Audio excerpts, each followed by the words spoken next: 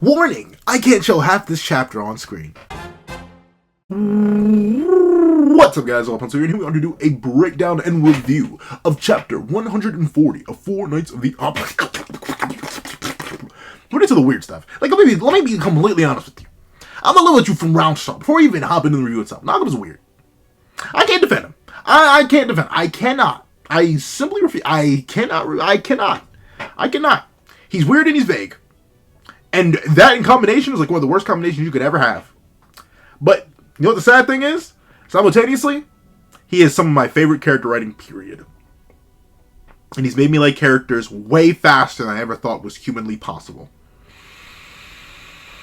You want to talk about the duality of man. But let's not waste any more time and let's hop right into it. Editing me. Ready. 3, 2, 1, go.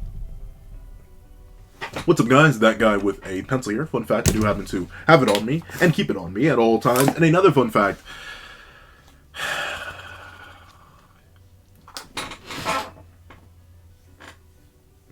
We do not know what the gestational period of fairies is. Or no, of giants specifically. Because Diane was the one giving birth. But with this chapter, I'm confident. And there's a detail someone pointed out in the comment section that I was peering through. Tiori's not 18. So, I will not be showing you this chapter. I warned you in the pre-intro. And I'm warning you again. I'm terrified. I'm terrified. And the only people who are going to get to see the full chapter as I review it or the patrons and members. You can go to Patreon for as low as $1 a month to get access to the 28-minute live reaction, or you become a member for as low as $3 a month to get access to the 28-minute live reaction, where I risked it all. And I ain't risking it right now. Your boy's terrified, horrified, scared. So allow me to delve into all this juicy fairy lore, as I also quake and shiver in my boots, hoping that editing me in the future can save current me. We got a lot to talk about, so let's not waste any more time. Let's hop right into it. So, we open up with terror? No, we open up with lore. Once again, this chapter, it is simultaneously super lore heavy and super character heavy. And like in any other context, I love that. I love it a whole lot. This would probably be, if it wasn't for the weird stuff. I know some people are going to be like, Pencil, you're just old. And you're right. I am. This doesn't do nothing for me. I'll be completely real. There are probably people who love this chapter even more than I would. And probably like it more than I would have presented all this lore. I would present this lore in a much more safe and boring sense. So I know a lot of people are going to love this chapter. I'm just old and it doesn't do anything for me. So maybe that's it. But oh, I'm sorry. I can feel it. I can hear him. He's screaming. He is screaming at the editing software right now. Terrified, horrified, and I know the guy in the further future who's uploading the video is going to be screaming even louder. But when I say we open up with lore, I mean we open up with lore. As Tiori explains, hey, what did you think when you first saw that the fairy realm sky is green? They say it's the spread out leaves of the sacred tree. Can you believe that? The tree trunk's so far away we can't even see it from here. But the top is full of lots of strange plants. Only my dad, the fairy king, is allowed up there.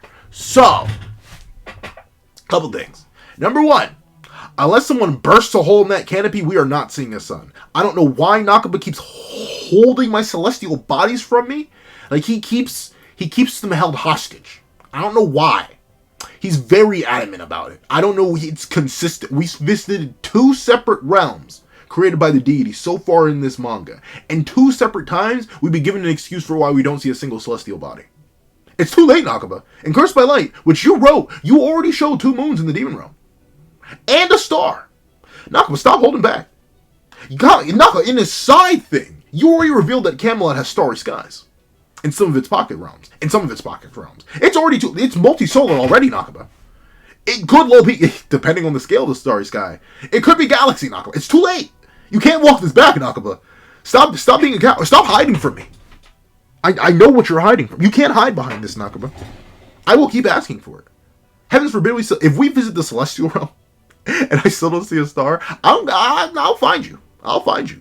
And we'll have a long talk about why you need to draw a gosh darn star. Because it's getting ludicrous at this point. But, scaling me aside, That's interesting. It goes to show the difference in scale between the fairy tree we saw in the mortal realm that acts as the gateway to the fairy realm and the actual fairy tree. The seedling that grew into a mighty, mighty tree after who knows how many years. Once again, we don't actually know the original timeline. Or like the earliest point in the timeline. We don't know how long it took for chaos to be around and how long it's been since chaos was sealed, or before, or how long existed. We know we don't even know if Chandler and Cusack / the original demon know about chaos. Because I'm not going to say it feels like an complete nonsense mechanic pull, but I feel like there's so little information on that period in time that I don't know how long it took for the seedling, because remember, it's the only one to start out baby-esque. The Demon King was born with a beard, apparently. And the Supreme Deity was born a full-grown woman. It's like, they are, but the fairy tree was a seed. It was like a little plant sprout. So, for it to have grown so large that you literally can't even see the sky is so crazy. And it seems to have its own numerous ecosystems, in the sense that there are plants up there, growing on the roots of not even on the roots, on the leaves and stuff of the tree. Crazy. Very crazy. And it makes me wonder, like, where's the portal? Is it in the center of the tree itself? How big is the tree actually that you can't even see the sun? Or like anything. The sky is green from the leaf. Like, that is wild. But also, I do genuinely wonder what is up there. That only King can go up there. Like, what specific things are hidden up there? That King is like, hey, but this is just me and me for real. He, like, it doesn't even say that only the King and Queen are allowed up there. It's only King. And like, of course, King's the one who could fly and Diane can't. But, like, King could carry her if he really wanted to. So, interesting. I don't think it'll ever be mentioned again. But once again, one thing I like about Four Nights a whole bunch is the fact that it reminds me to stay hydrated. Drink your water. But, with that being the case, I like how we're getting more and more proper exploration of the realms and their means and metrics and mechanics. That's good stuff. It's one of the main things about Seven Deadly Sins. As much as I love it, as much as I love its world building and its character writing and its story writing, all that. Well, story, 50-50. But like, as much as I love all that, the world felt relatively hollow. But getting more lore and understanding of each of the individual extra species and how much they play into each other and how much they play off of each other. Beautiful. Beautiful. Good stuff. I think it's literally on the next page. Editing me! I summon you! Please! Save the Soul Society, editing me. Save the Soul Society! Okay. I'm not even gonna play. I'm not even gonna play with it. Editing me, you know what to do. Editing me has a plan already. Yep, it's literally on this page. So you may not be seeing anything right now. Editing me is going to be staring through a brick wall and trying to plow his head through it. Because, sweet mother mercy. But we see that there are gigantic mushrooms over there, and apparently they're called God Seats. Which is interesting, considering these mushroom-sized things are like darn near mountain-sized. Well, not darn near. They're like big hills. But with that being the case, big hill-sized. Like, I don't think the Supreme Deity and the Demon King would really fit on there. I wonder why they're called God Seeds. But with that being the case, apparently they grow straight out of the roots of the sacred fairy tree. Interesting. Once again, this tree must be massive in of itself. If these are just growing off the roots, like, I don't know if you've ever seen, like, a plant grow off the root of, like, maybe an oak tree or something that was planted. But, like, scale-wise, usually they're so much tinier compared to the tree itself. So look at the size of this. Well, you're not going to look at it. You are not going to look at it. Not on my watch, because other things are in the image. But it's interesting. It's still very, very interesting that the scale of the fairy tree is so big. It is so massive. It's one of, well, other than the behemoth, and that's actually, now that I think about it, it's another means of metric that's shown to imply the scale of the realm. The behemoth and now these seats, these godly seats of the gigantic mushrooms, they're kind of low-key introducing the scale of the world. Like, these mushrooms are still relatively tiny in comparison to the great big old tree in the distance that you literally can't even see because it's so far away. Once again, kind of hyping up the size of the fairy tree. And we see Tiore cannonballs in, and she says, "Oh, didn't you know all that, Nasians?" And Nasian's like, oh, "Sweet mother of mercy. Why? No. Nasians drops it. How did you know? Or how long did you know that I'm not a man? And not a girl either." So, that is different. Different. A lot of people, myself included, had kind of just resigned to the idea that Nasians was going to be a girl. Notably, a lot of people seem to hint at that. There are numerous times, whether it be in cover pages or other things, where Nasian seems to be, like, pretty much associated with the women. Like, the most famous example I can think of, it's because my brain always links back to that chapter because it's one of my favorites in the series. It's on the cover page for Arthur's proper debut into Leonis way back when. I believe it's chapter like 77 or something. On that page, him and Anne are both wearing dresses.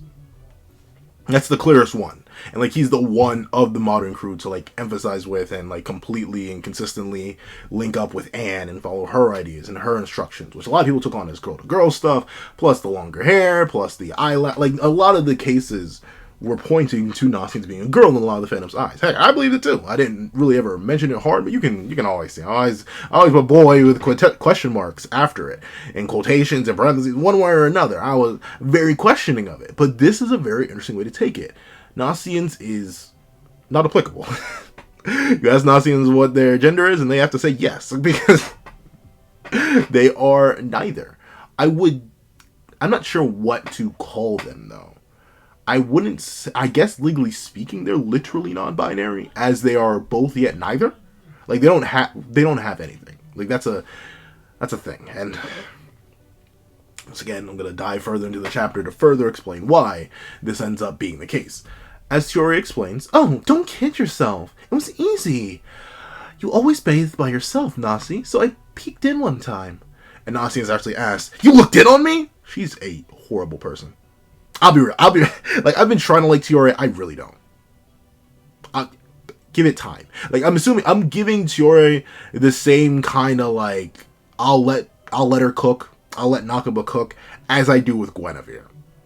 And, like, as I did with Anne. Once again, I liked Anne's introduction, and then she kind of fell off a little bit, and then I've liked her for pretty much ever since. So, like, she had a rough patch too, but nobody, her introduction was good. There was nothing really after her. It was just a little bit after her introduction that made me question things. But, like, I don't know. I just really don't like Tiore. But we see that Nasian's like, "Well, of course I hit it. I'm neither a man or a woman, you know." And we see Tiore hit that. As she explains, "Sixtus, my second oldest sibling, has a lot of fairy blood in him. And he hates how he never grew any wings." So, Sixis is the youngest of the, or at least the second youngest appearing of the siblings, but he actually is the second oldest. Or at least what is said here, second oldest sibling, literally just like second oldest, like right after Myrtle, who is the oldest sibling. And then we see that Belt, the third oldest, hates how much he has pointy ears. How he's the only one to have pointy ears out of the whole family. Which once again makes him look a lot more like his long-lost Uncle Helbram than, like, actually his dad, which is funny. Like, notably, he has King's face, I will admit, but, like, in terms of hairstyle and ear shape, he reminds me a lot more of Helbram than he does of either of his parents. And while Tiore says, "I don't see the fuss, but Zana and Zillion, the fourth and fifth oldest, inherited a large amount of giant blood, but they measure smaller than full giants, which bothers them." Now, one thing I will admit, for Sixtus and for Zana and Zillion, some of these names are funny. King, damn, what were you cooking? But, like, one of the things I will admit, remember, they're still babies. Like, like, in the grand scheme, like, sure, they all appear, well, except for, like, Sixtus. Sixtus still looks very, very young. He looks even younger than his father did, like, in the entire early parts of the original series, until he became Full Wings King. But the reason I bring this up, they're all like babies. Like, remember, Diane was at least a few decades old, and she was still a child.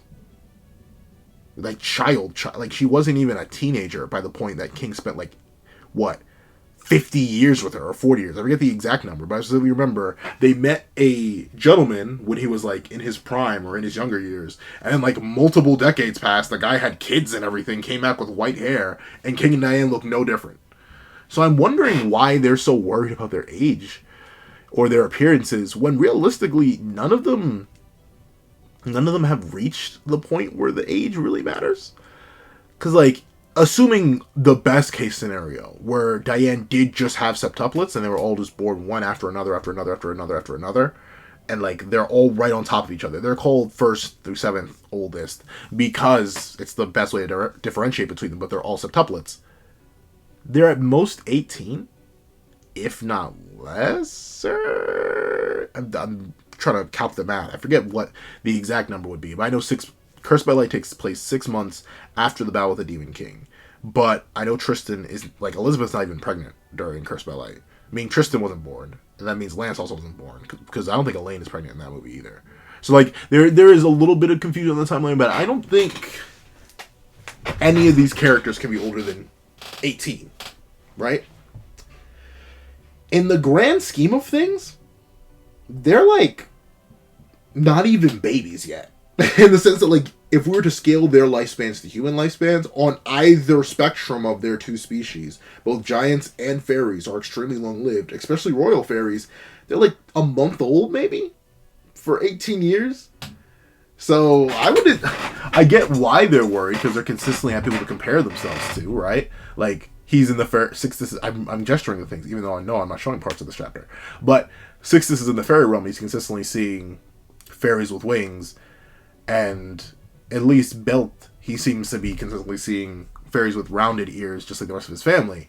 And even Zana and Zillion. This does confirm that giants also appear to be in the fairy realm, which is good. I think they kind of get glazed over so far, so it's nice to see that they're here. I still think they have a lot of growing to do. I highly doubt this is the end of their lifespan. Unless they all popped out this way. That's the main question. How? What? Why? Like what is the birth order? What is the gestational period? That's not how you say gestational. What is the gestational period on giant fairy hybrids? Like, what happened with these characters? We still don't know that. All the lore and information we get this chapter, and we still don't know the actual ages, or we know the birth order and we know their names, which are still big things, but we still don't know how it worked out. But I think Nakaba's being, once again, purposely vague with that. Because he's weird. That's it. That's all. He's just weird. He's a weirdo. So, like, I think he's being purposely vague with that for a point. I don't think we'll ever get to Yori's actual age. Because this would be the time to drop it. Like, she would say, like, oh, my second oldest sibling, who's 17, and go so on and so forth. But no, he's vague. You're a weirdo, Nakaba. I like your character writing. I like it a lot. I like your world building. I like your species. I like your power writing. I like all that. You're a weird fellow, though. But with that being the case, that thing, it adds to the lore, but Foul, that's the 6 oldest siblings. The only sibling older than Tiora, even though it looks even younger. And Foul, my 6th oldest, well, we still don't know whether Foul will be my brother or my sister yet. And Nossings actually asks, what? And Fiori says, oh, right, so apparently, if Foul falls in love with a man someday, then she'll become a woman. And if the opposite occurs, where she ends up falling in love with a woman, she'll become a man. Dad actually told me you see that quite often in the fairy clan. So, yeah.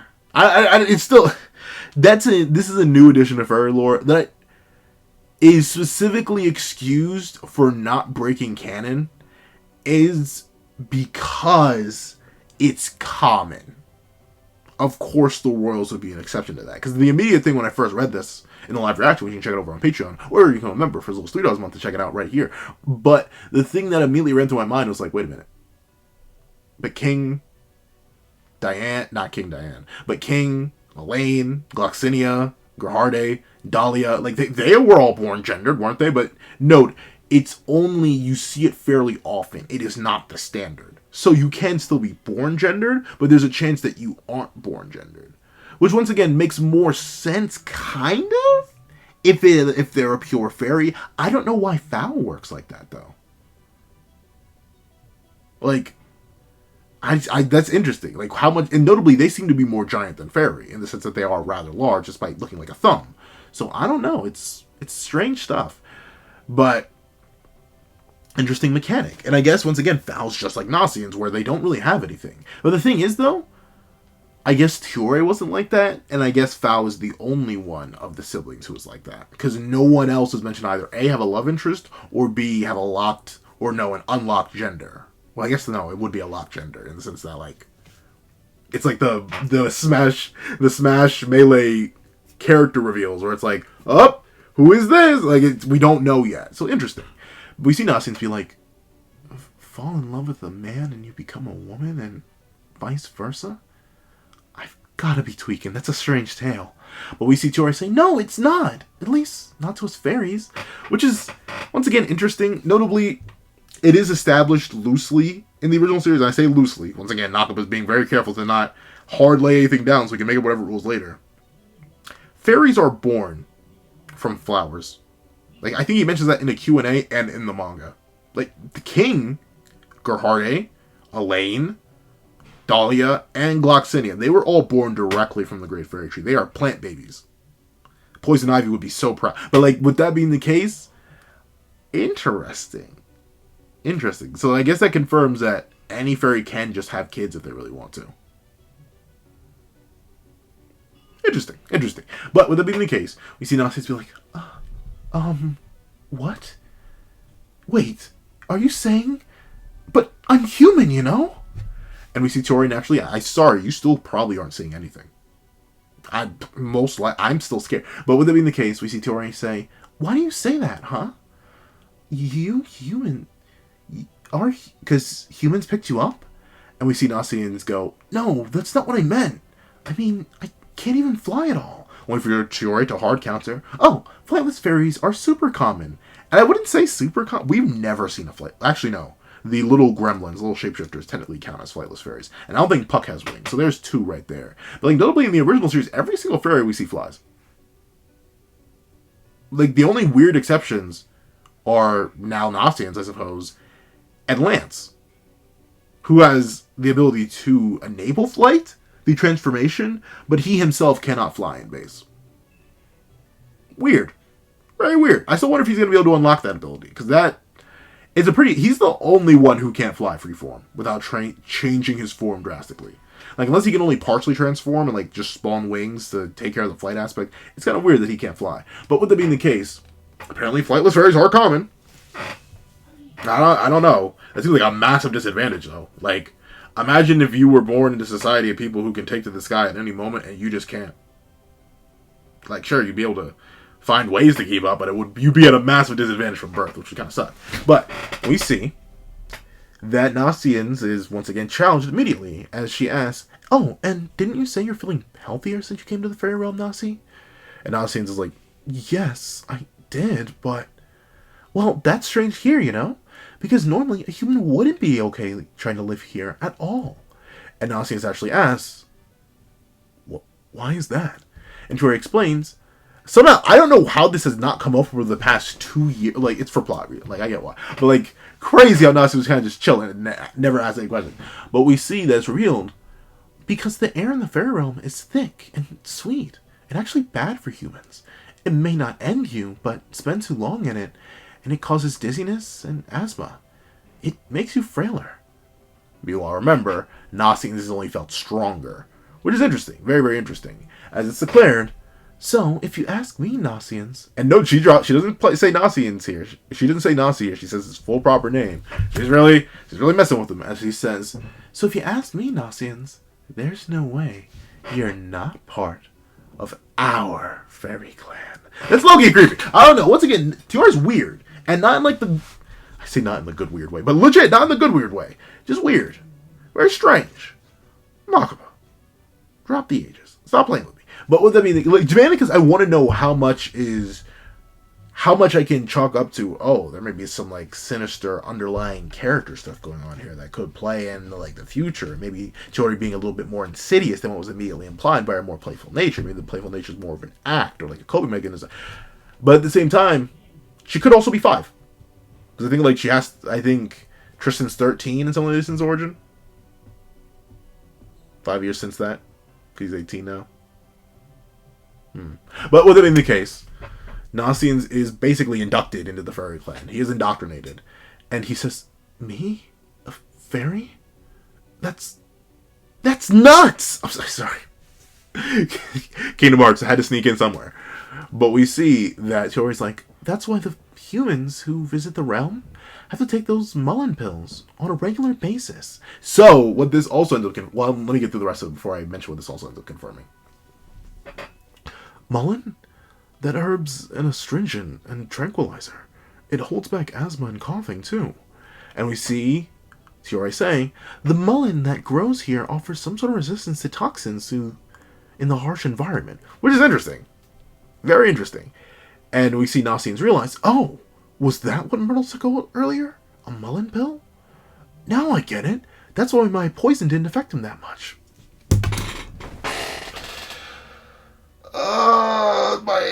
My heart. Okay, so you may be wondering why I'm not jumping for joy, right? Like, you may be genuinely bamboozled. You may be like, what? Pencil Man, don't you like King and Diane?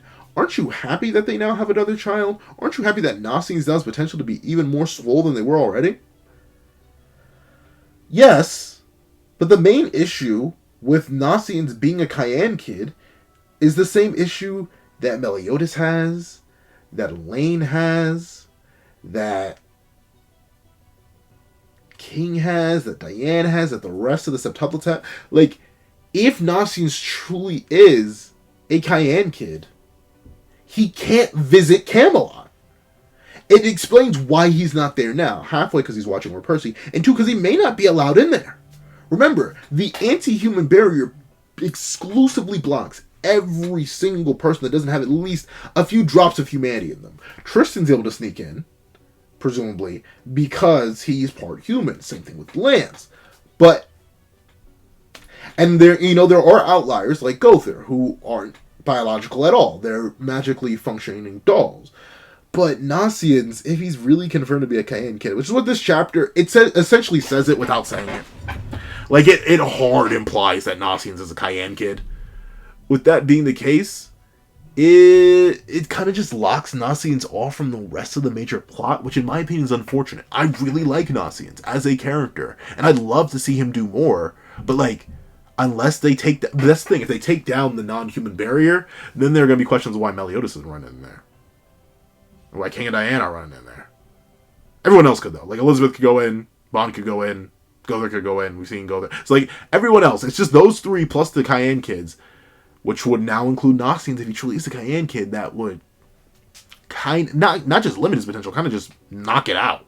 Straight annihilate it, which is unfortunate. But, with that being the case, we see that Nasian's like, oh, or maybe not. He took that pill after our battle, which means he took it before too. And then Nasians realizes, wait, you don't mean... So yeah, this essentially confirms that Nasians and Myrtle were the changeling. There are a few things into that. Not only am I just worried for Nasians and his narrative relevance, now that it's basically hard confirmed he's a Cayenne Kid. It's not hard confirmed, but it's like super duper soft, might as well. It's like in that mushy confirmed state, where it's basically confirmed, but not truly confirmed. As Chiori doesn't even like look at Nasians properly when she says it. But with that being the case, it also explains Poison Master. Because if you remember, Disaster had the ability to manipulate the potency and lethality and effects of natural things, such as poisons. Nasians has inherited a version of that ability. Oh, yeah, it's not looking good for Myrtle, especially since he doesn't get a magic reveal this chapter. But another thing about this that's a little teeny tiny bit interesting, it could mean that hypothetically, Nasians could be much, much, much stronger than he is right now. I could see Nasians. But with it being the case, we cut away, and I can finally show the chapter again. Hallelujah! Welcome back. But we see that Myrtle. Oh, no. The main thing I want to talk about. I'll get to it in a second. Hopefully I can remember. Cojones. Remember cojones. But with it being the case, we see that Myrtle's like, good lord, return the children before any real harm was done, at least. But hopefully you know not to do that again. I love how Myrtle genuinely has the baby slung over him. That's so adorable. Like, once again, Myrtle's my favorite Cayenne Kid. I'm just gonna say, he's not even a Cayenne Kid. You know how bad that is? I guess Nans would be my favorite Cayenne Kid, like, legally speaking. But, like, out of the new Cayenne Kids, Myrtle's my favorite, and it's not close. It's really not close. This was even before this chapter. Like, I was already defending Myrtle in last chapter, so you know this chapter just knocks him up more. But we see that he says, but hopefully you know not to do that again. And we see Puck being like, yes, sir. I'm sorry. Please, don't use your sword on me. I'm scared. And we see that Myrtle says, all right, you're free to go. And I'm sorry. I put my blade at you. And Puck is like, whoa, wait a minute. If you're apologizing, I'll go do it again right now. But we see that the baby, the fairy baby, starts to make noise. It starts to tweak out a little bit. And Myrtle goes on to say, I envy you. Anyone can tell that you're a fairy. And of course, that may sound weird, but then we get a flashback. We see Myrtle, baby Myrtle. And we see that some random fairies come along and ask, hey, Myrtle, level with me real quick, bucko. Are you really the son of the fairy king and the giant queen? Huh? Are you really the son? And we see that Myrtle gets nettled immediately. He's like, say you're sorry. I'm Harlequin and Diane's son, and that's that. But of course, because he's not Harlequin and Diane's son, I like the fact that he does just have a verbatim copy of King's Fit here. But you see him go, oh, this thing hitting. And we see on the top, presumably in the throne room of the two royal family members, and since he is the eldest son, he's the firstborn here. King explains, if these are Mullen pills, you need to take them regularly, alright? Ah, it's so bitter. But it's for your health, you see. Honestly, we love you, Myrtle, even if you aren't ours. They don't say that. But we see that Myrtle, once again, he begins heavy training, intense training, desperately trying to make up for his admittedly innate human faults. Of course, he's the eldest child of the fairy king and the giant queen. He needs to be powerful. He needs to be able to defend the realm, and we see him train extremely hard. And the fairies, once again, keep mocking him. What is that young man Myrtle doing? Yeah, I think he's practicing. That's what he told me. Ha! What a weirdo. Says the guy with a cat for a head, bro. I do not want to hear you speak, bucko. But we see them, and this is interesting. I wonder if these are I think these are just flashback questions. I don't think he actually is like hearing hearts here, because then that'll confirm he's a fairy. But we see that the questions keep getting asked. Why is the son of the fairy king unable to fly? And he's awfully small to be the giant queen's son. Once again, y'all,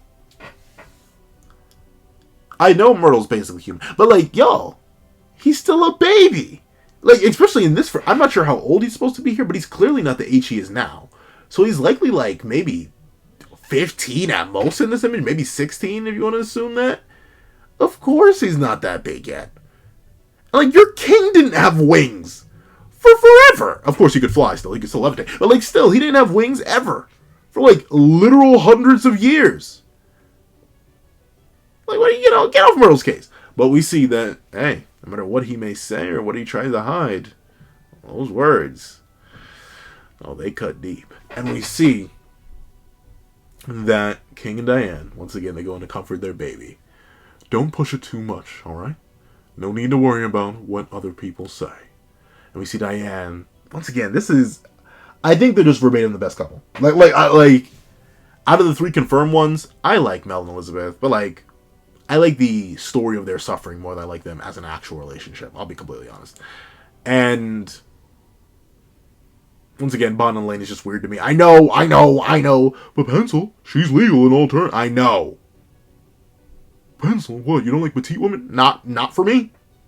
Not for Bond. Literally calls her a child. Like I think it's weird. All right.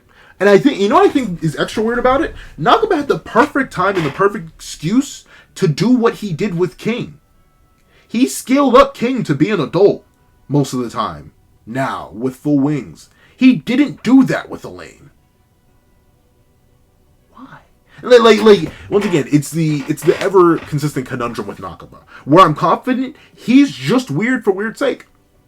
He's just weird for weird's sake. It doesn't add anything. If anything, it takes away. That's how I feel about Guinevere. It's how I feel about the whole Jericho thing. It's how I feel about Elaine. It's how I feel about Tori right now. Once again, I think it's just weirdness for weirdness' sake. But, with it being the case, Diane, Mother of the Year, says, "You're just fine just the way you are. After all, you're our precious son, no matter what." They're saying no matter what because they know that's not their precious son. But, with it being the case, my question is... Oh, actually, no. He mentions it. "Yeah, I'm fully aware of the unconditional love I receive. Whenever my mother and father offer me their kind comfort like that, I just feel like the anxiety could crush me. What if I wasn't their actual child?" Myrtle looks nothing like his parents and siblings, huh? The siblings barely look alike, though, either. Though some of them do look like carbon copies of their parents, I will admit. What if I was a changeling? So he is confirmed to be a changeling, essentially, this chapter. It's essentially... This chapter pretty much hard confirms he was a changeling for Nasians. Weird how Nasian's the eldest kid, though. Like, once again, it looks like he barely inherited anything. Like, outside of the slight fairy immunity and poison master, which seems like a hard reference to disaster, he's barely fairy, too. So I don't even blame Nasians for never figuring it out, because he barely shows any signs of it. But, which fairy had the nerve, the gargantuan cojones of steel, to do a changeling swap on the giant queen and the fairy king? Remember, the way changelings are explained, a fairy had to do that. Had to kidnap the firstborn of the giant queen and the fairy king and swap them out. They must have been nuts or fearless or both. Like, what? That's the craziest detail to me in this entire chapter. Forget the fact that Nasians now isn't really anything yet, because... Oh, and that's... I forgot to mention that. This confirms that Nasians doesn't actually love Percival. At least not hard love Percival, because his gender hasn't locked yet. So, interesting. Very, very interesting. That does leave the door open for Nasians to fall in love with somebody else. So... That's fine. The hard possibility isn't locked in. So yeah, if Nasians was confirmed to be a girl, then he would have been hard locked, and then we would have known it would have been an unrequited love story. But like with this, there's still the vagueness of it. But I still need to know which one of the Mad Lads did. Was it you, Puck? Like what kind of timing were they on that they really thought stealing the firstborn? Remember, Myrtle is the eldest. The firstborn of the royal family. Are you nuts? Like, I presume, as kind as King and Diane are, if they ever found out who did that, they'd tear him limb from limb. Like, dog, what? And of course, Myrtle has a fantastic and perfectly logical fear here. Would you say the same things to me if your actual son ever came to your doorstep? He looks like them. I'll be staying here for a while. And he does. He looks like a carbon. He now, especially with the anime having come out, brown hair. Just like Diane's. Facial structure, just like King's. So, like, Nasians, once again, he's looking hefty. Ironically enough, you could argue his hair just looks like King's, too. So, he's looking like a darn Cayenne Kid, bro. And once again, I'm worried for the narrative implications of that. But I really am liking Myrtle and the struggle that comes with that. And we see that Puck asks, Prince Myrtle? Huh? You're still here? The rope, your majesty. Oh, sorry. What's that heavenly smell? What's that aroma? Whoa! What's happening to you? I'm sorry, I can't do baby sounds. But we see that a certain voice says, "This is weird. What is the meaning of this? This poisonous incense has an immense effect on fairies. So why?" "Who's there? Show yourself now!" And they come walking out of the bushes. You're human, aren't you?" And then we see Myrtle posted up, ready for business, ready for action, to be continued in chapter 141, Ancient Secret Medicine. So I don't think we're going to follow up with this one, at least not for a while. But that's very, very interesting. Once again, this chapter is very, very lore heavy. Unfortunately, I could not show half the darn chapter because Naga was weird. But outside of that, interesting stuff. Once again, this chapter is very heavy on the character lore front in the back half. We get full further expansion on the fairies, and how fairies can be pretty speciesist. But like, we get full elaboration on that, which I think is fantastic. I do think some of the lore is weird. The whole that is a little bit straight. Like, it has weird implications when you think about it too hard. So don't think about it too hard. And it feels a little bit weird, but still, I'll take it. More fairy lore is more fairy lore, and lore about the fairy realm itself is also really, really cool, and getting a better scale of it and stuff like that. That's all wonderful. And at the same time, Myrtle, bro, he's my favorite Cayenne Kid. He's already kind of becoming one of my favorite characters introduced in the sequel series. Which is crazy, I know. He's been around for like 3 chapters, but still, he's just been cooking. Cooking very, very consistently. And he may end up taking Nasi's spot, which is going to be... it's going to be wild. But still, regardless, despite the weirdness, this chapter is worthy. Undeniably. Undeniably. If you made it all the way to the end of this review, please leave "The Truth Hurts" in the comment section down below. If you think it's what you're watching, please leave a like, share, comment, and subscribe. And make sure you hit that little notification bell so you not miss out on any videos that come to the channel. Also, I do happen to have a Patreon down below where you can support me for as low as $1 things like exclusive videos, early content, and more. You also now become a member of the channel for as low as $3 a month to get the same perks and more. Some of those perks will include the 28-minute live reaction to this very chapter, ad-free variations of all my videos, and if you become a $25 patron or a $25 member, you can order whatever video you want. Now, to thank you so much for watching once again, and I hope you guys have a wonderful day. This is Dag of the Pencil, writing off.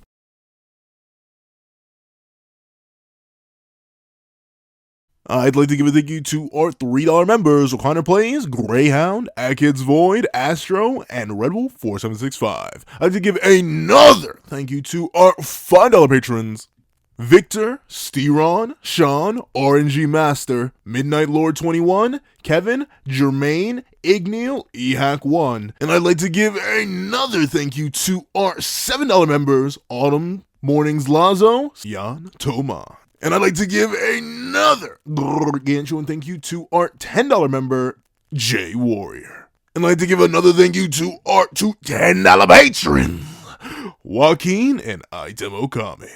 And I'd like to give a hefty thank you to our $25 member, Alex Ice Rose. And I'd like to give another gargantuan thank you to our $25 patron, Winter. Another hefty thank you to our $25 patron, ChinaDoll09. And a final gargantuan thank you to our $25 patron, Calvin Elder.